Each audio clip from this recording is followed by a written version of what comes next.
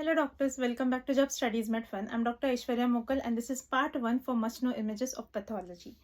So let us start with the first topic, that is cell injury. Cell injury is the first topic in almost all of pathology topics, and there are very important figures from this topic that you need to remember for the exam. So the first one is amorphous flocculent densities. What are amorphous flocculent densities? They are calcium deposits. So we have to remember they are calcium deposits, and it is the most common characteristic feature of irreversible cell injury. So it occurs in irreversible cell injury, important question, and it occurs in the mitochondria. You can see that these particular black arrows showing the presence of this black dots, those are the calcium deposits. They look like a powdery form, hence the name amorphous flocculent densities. And the most important thing to remember here is, if you see these amorphous flocculent densities or calcium deposits in a cell, cell death is inevitable. So basically calcium is the mineral that is seen in particularly dying cells. The next figure we have here is myelin figures. Myelin figures are coiled up damaged plasma membrane. So when the cell starts dying up, the plasma membrane will start breaking apart, and then it will start coiling up like a string, like you see in this image. So coiled up damaged plasma membrane is myelin figures. It is more probably seen in irreversible cell injury. Apoptotic bodies. Apoptotic bodies is pretty much self-explanatory. They are membrane-bound extracellular vesicles formed during the process of apoptosis of cells. So between the cells, you can see the black arrows indicating there are these black-colored bodies amongst cells, which are apoptotic bodies. Hydropic change. The name itself tells that hydropic means something related to water. So what happens is the cell will start swelling, and it is one of the earliest manifestations of cell injury, and it denotes mitochondrial swelling. The different kind of pigments in cell injury is what we are going to see next. The first one is lipofuscin, very commonly asked in the exam. It is also known as lipochrome. It is most commonly seen in senile or aging cells. It is due to the lipid peroxidation or free radical injury, which happens mostly when a cell is senile. The stains over here are very important for the exam because this is a very in-depth topic related to cell injury. The stain for lipofuscin is oil red O and Sudan 3. The next one is hemosiderin. It is a hemoglobin derived pigment. It is brownish or dark red in color, like seen over here. The cause of hemosiderin deposition is repeated blood transfusions or hemolytic anemia, any pathology related to hemoglobin. The stain for hemosiderin is Prussian blue or pearl stain, which stains for iron. Since it is a hemoglobin derived pigment, it is inevitable that it will have iron in it. So the stains that stain for iron are the ones that will stain for hemosiderin. Next one is melanin. Melanin is a black color pigment, and it occurs mostly with aging of the cell. The stain for melanin is Mason-Fontana stain. Types of necrosis, very commonly asked in the exam. The first one is coagulative necrosis. Where do you see coagulative necrosis? It is one of the most common forms of necrosis. It is seen in all solid organs except brain. In brain, we see liquefactive necrosis. Also in dry gangrene, you can see coagulative necrosis, and the reason why coagulative necrosis happens is due to the protein denaturation. So you can see in this image, there is a coagulation of tissue. It is like a solid form that is formed. So that is how you will identify that it is coagulative necrosis. Next one is caseous necrosis. Caseous itself denotes something related to cheese. So it's a cheesy deposition. Granulomas will be present, and the diseases in which you can see this is TB and histoplasmosis. So the granulomas in TB, in the lungs or anywhere else in any other lymph nodes or something like that, they will have granulomatous presentation with caseous necrosis. There will be a cheese-like deposition in the middle of the granulomas. Next one is fat necrosis. Fat necrosis is the necrosis of adipocytes, that is the cells that contain the fats or lipids in the body. So it is enzymatic in acute pancreatitis, which has chalky white deposits, and this process of having chalky white deposits in acute pancreatitis is called saponification. It is traumatic in breast or omentum. Breast and omentum contains a lot of adipocytes. So when they sustain a particular trauma, the adipocytes will start necrotizing over there. So that leads to fat necrosis. Last is liquefactive necrosis, also known as colligative necrosis. Important question for your exam. It occurs due to enzymatic degradation. It is seen in wet gangrene, and it is mostly seen in brain and abscesses. So in brain, you can see that the brain will start liquefying. So that is liquefactive necrosis. We'll look at different kinds of granulomas now. The first one is caseating granuloma. As mentioned before in caseous necrosis, you can see this in TB, and there is a cheesy deposition within the granuloma. Next one is non-caseating granulomas. They are seen in sarcoidosis.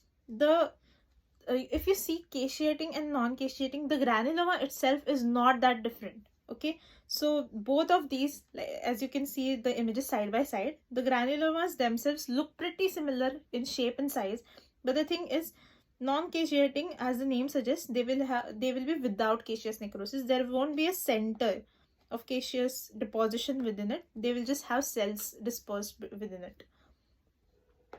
The next one is stellate granulomas. In stellate granulomas, the granuloma is like a flower shape. It's like a flower shaped granuloma, and flower or a star shaped granuloma. It is seen in cat scratch disease. Very, very important question, because it is pretty characteristic for cat scratch disease. And the next one is lymphogranuloma venereum. In that also you can see stellate granulomas. The next one is Dirk's granuloma, which is particularly characteristic for cerebral malaria. In this, you have to take a brain biopsy of the patient. In the biopsy, in the granuloma, you will be able to see schizoids of Plasmodium. And the malarial parasite that is responsible for Dirk's granuloma is Plasmodium falciparum malaria. Important question: which kind of stain is this? Because this is not a eosinophilic basophilic stain. This is field stain. Another important question. So we'll look at two more images from this topic of cell injury. So what happens during the recovery of injury? So there will be a wound on your skin or any surface of your body. The body will sustain a wound and it will have scar formation. So what kind of scar formation it can be? The first one we'll look at is a hypertrophic scar. It is a raised scar within wound margins, and there is a spontaneous regression within 18 to 24 months. So the scar will be well within where the wound was, where the body was impacted upon. But what is a keloid? Keloid is also a raised scar, but it is outside the wound margins. Like, it will cross the original wound margins, and there won't be any spontaneous regression. The most common sites are earlobes and sternum. It is genetically associated, and important is intrakeloidal injection of triamcinolone. This has been asked in your exam. You can see that in the hypertrophic scar, the scar is pretty much linear where the cut was formed. But this particular image of the keloid, it's from the sternum of a patient, and you can see that the scar is invaginating into the surrounding areas. Like, the tissue is growing upon itself and it is invaginating the rest of the skin, which is normal. Now we come towards genetic disorders. So first one that we look at is Klinefelter syndrome. Klinefelter syndrome is, the karyotype will be 47XXY. It is the most common cause of male hypogonadism. Important question for the exam. The presence of more X chromosomes gives worse prognosis. And the most common cardiac abnormality associated with Klinefelter syndrome is mitral valve prolapse. The most common tumor in Klinefelter syndrome is breast tumor. So most likely you will be given this image where there is a karyotype present. In Fmge exam, most of the images for genetic disorders, for the identification or for the characterization of a genetic disorder, they will give you this karyotype image. They will ask you to identify. So for this, it is 47XX7. And here are some characteristics of Klinefelter syndrome. We'll look at the most important ones: gynecomastia, breast cancer, osteoporosis, broad hips, testicular atrophy. There will be varicose veins, and long arms and legs are the most important ones. The next one is Turner syndrome. What happens in Turner syndrome is the karyotype will be 45XO. The karyotype will be 45XO. It is most common cause of female hypogonadism. Most common cause of male hypogonadism, Klinefelter syndrome. Most common cause of female hypogonadism will be Turner syndrome. Important features are streak ovaries and webbed neck, also short stature. In this image, you can see the webbed neck, and as well as streak ovaries will be mentioned in the question if the answer will be Turner syndrome. Next one is Patau syndrome. Patau syndrome, also known as trisomy 13. This is trisomy 13. In this patient, you can see that there are 3 chromosomes on the 13 level. On the 13th position of the chromosome, there are 3 chromosomes.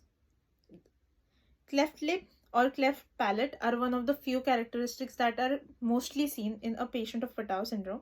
Another characteristic is microphthalmia, micrognathia, small head and absent eyebrows. You can see that in this image that the patient has a bilateral cleft lip and palate. Noonan syndrome. Noonan syndrome is not a sex chromosomal abnormality. It is not. It has a normal karyotype, but the clinical features are similar to Turner syndrome. And the mutation is on the 12th chromosome. So there is a mutation present, and the clinical features will be short stature, a triangular shaped head, low ear set, and a small chin. So it can be often, if you don't have the karyotype, it can be often confused with Turner syndrome. Trisomy 18, also known as Edwards syndrome. The infant will have a strawberry skull in which occiput is prominent. In a normal child, the frontal eminence is more prominent. The heart defect related to trisomy 18 is patent ductus arteriosus. It is a PYQ. So in the patient of trisomy 18 or Edwards syndrome, you can see that the patient will have overlapping fingers, low set ears, decreased muscle tone, small physical size. Club feet is an important point, and there will be heart and lung abnormalities. Most likely the abnormality will be patent ductus arteriosus. DiGeorge syndrome. In DiGeorge syndrome, there is a deletion at chromosome 22, which is 22q11.2. In the patient, you will see that there are abnormal facies, thymic aplasia or hypoplasia, hypocalcemia, which can be seen by Trousseau or Chvostek sign. Cardiac abnormality will be tetralogy of Fallot, important point. And also in this patient, you can see a cleft lip or palate. The next one is a really short topic because most of it is practice. You have to practice as many examples as possible for the pedigree chart analysis. For this, I have included some little bit of tips that will help you find out what kind of a pedigree chart is given for you to identify. The first one we go for is autosomal dominant. In autosomal dominant, since it's dominant, there will be no generation skip, and since it is autosomal, that means it's not sex chromosome linked. So both parents can transmit the disease. In autosomal recessive, there will be a skipping of generation, and both parents can again transmit the disease. In X-linked dominant,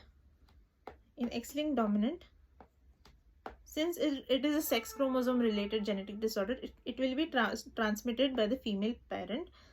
Also, there will be no skipping of generation since it is dominant. In X-linked recessive, generations can be skipped, and it is transmitted by the female parent. Mitochondrial inheritance, very important topic and very favorite for the people who set Fmge papers. It is only transmitted by the mother to the child, as mitochondrial DNA is inherited maternally. So in the pedigree chart, you have to see if the affected child has the parents, just the mother has the disease. If only the mother has the disease and it is getting transmitted to her offspring, and if she has a male offspring but the offspring does not transmit the disease forward, that means it's mitochondrial inheritance. The next one is gonadal mosaicism. This occurs when germ cells of fetus contain a pathogenic variant and which is not found in other cells of the body. So in what generally is gonadal mosaicism, if all the other rules of pedigree chart analysis most likely won't give you a diagnosis for the pedigree chart, then most of the times it is gonadal mosaicism that you cannot explain. The parents are normal most likely, but the child will have a carrier gene, or the child will be affected. So that is gonadal mosaicism. So that's it for the first video of Patho. Please follow our Fmge mantra. Please follow us on Instagram, join our Telegram channel, and thank you so much.